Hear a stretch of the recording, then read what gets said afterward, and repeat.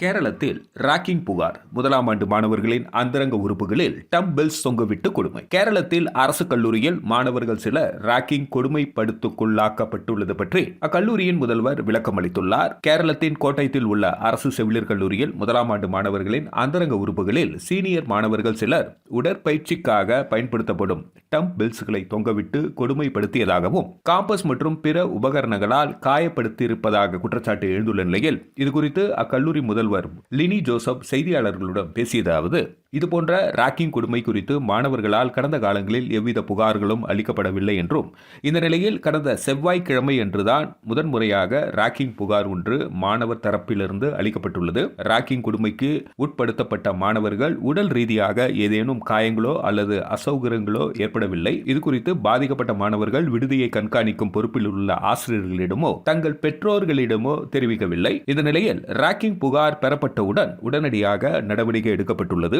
இவ்விவகாரம் குறித்து காவல்துறைக்கு தகவல் தெரிவிக்கப்பட்டு இருப்பதுடன் அவர்களிடம் விசாரணைக்காக ஒப்படைக்கப்பட்டுள்ளது. மருத்துவ கல்வித்துறைக்கும் தகவல் தெரிவிக்கப்பட்டுள்ளது. முன்னதாக ராக்கிங் கொடுமைக்கு எதிரான விழிப்புணர்வு நிகழ்ச்சிகளும் கல்லூரியில் நடத்தப்பட்டுள்ளன என்று தெரிவித்தார்.